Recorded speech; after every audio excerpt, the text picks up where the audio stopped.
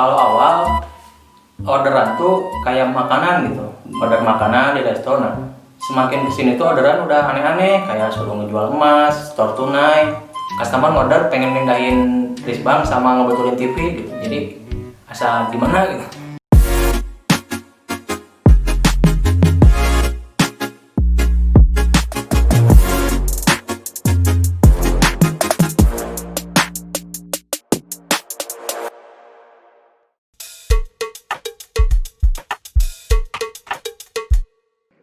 Awal mula berdirinya Dianterin Sukabumi itu tahun 2019 di bulan Desember.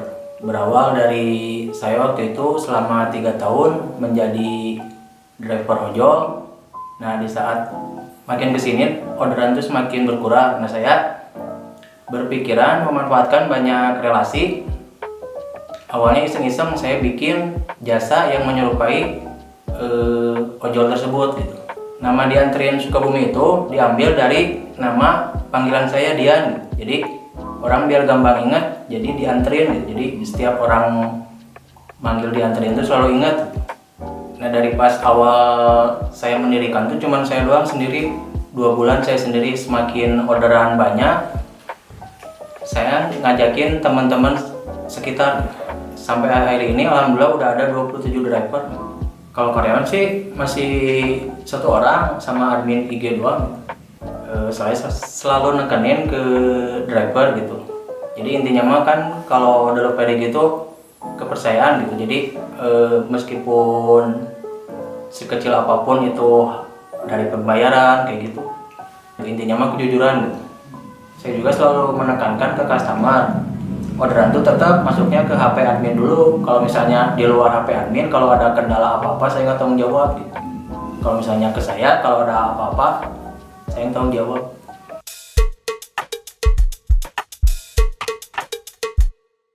Promosinya kan awalnya mulut ke mulut. Nah, seiring berjalannya waktu saya coba bikin di medsos gitu, cuma di Instagram doang. Nah, dari situ banyak customer yang sering mempromosikan juga bahwa di Sukabumi ada loh jasa yang fleksibel, bisa beberapa tempat sekali order. Nah, jadi nggak tergantung satu order. Misalnya orang mau jajan di resto A, resto B, resto C, dalam satu orderan itu bisa gitu.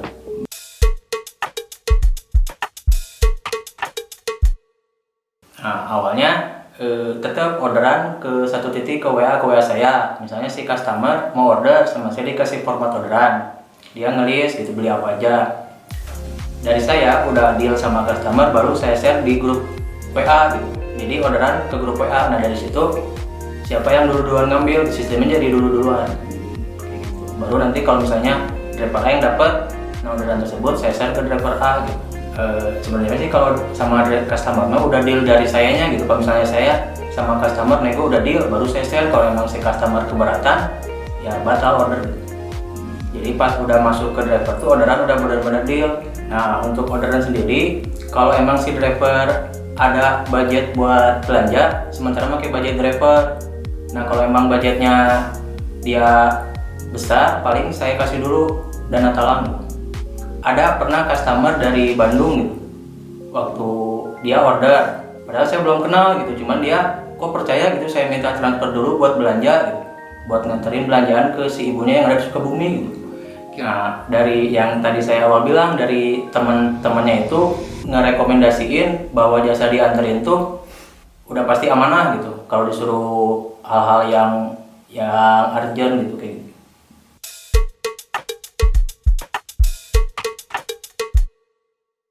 Kelebihan pertama, kita nggak ngebatasi orderan.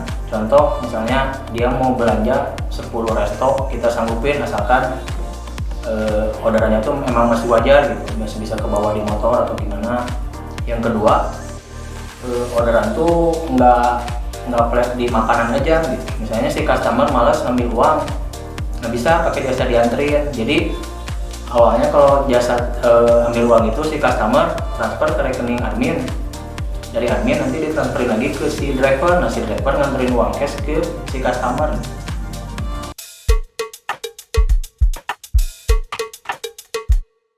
Kalau awal orderan tuh kayak makanan gitu, order makanan di restoran. semakin kesini tuh orderan udah aneh-aneh, kayak suruh ngejual emas, store tunai, tarik tunai, kayak gitu. Nah, pengalaman dari driver sih sering cerita gitu, ada orderan yang kayak orderan ngemindahin si risbang di kosan gitu. Jadi customer order pengen mindahin risbang sama ngebetulin TV gitu. Jadi asal gimana gitu.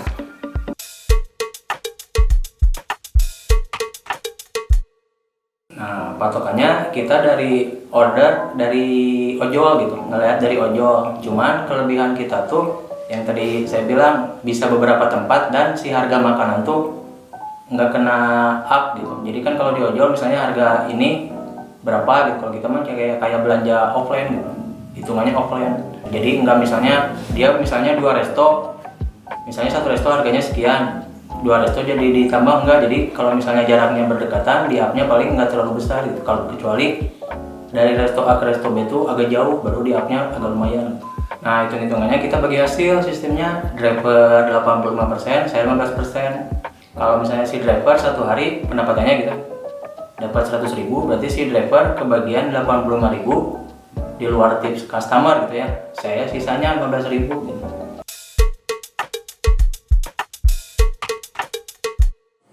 Nggak ada sih, cuman ya pasti ada aja lah trouble. Kayak contoh, kan nggak belanja makanan aja ya, kayak disuruh belanja ke pasar. Nah, kalau ke pasar kan si harga tuh beda-beda. Misalnya pagi harga si kebutuhan pokok tuh sekian, ternyata si sorenya teh rubah. Nah, si customer tuh nuduhnya teh yang enggak gitu, padahal kan kita sesuai gitu, nggak ada markup harga gitu.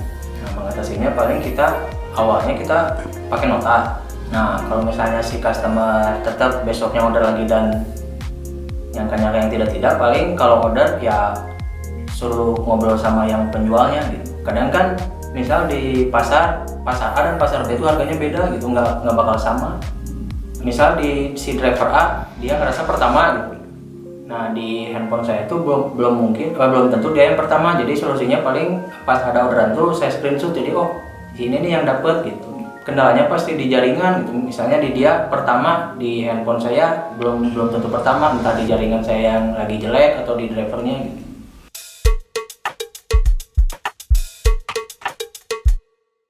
Nah, rencana kedepannya sih perluasan area, karena kan makin kesini tuh banyak gitu orderan. Bisa nggak orderan di daerah yang nggak terjangkau sama driver, karena kan si driver tuh satu titik ya di sekitaran Dago gitu.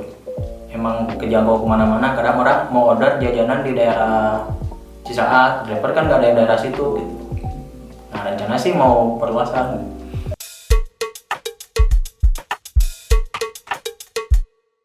Nah, kalau dianterin awal-awal kita juga menyangkanya pasti sepi gitu, cuman di luar dugaan malah tambah rame gitu kan. Orderan kebanyakan waktu awal-awal pandemi mah kebanyakan order tuh malah bukan makanan, jadi kayak kebutuhan sehari-hari dia buat di rumah gitu. Kayak ke pasar, ke minimarket, ke supermarket kayak gitu.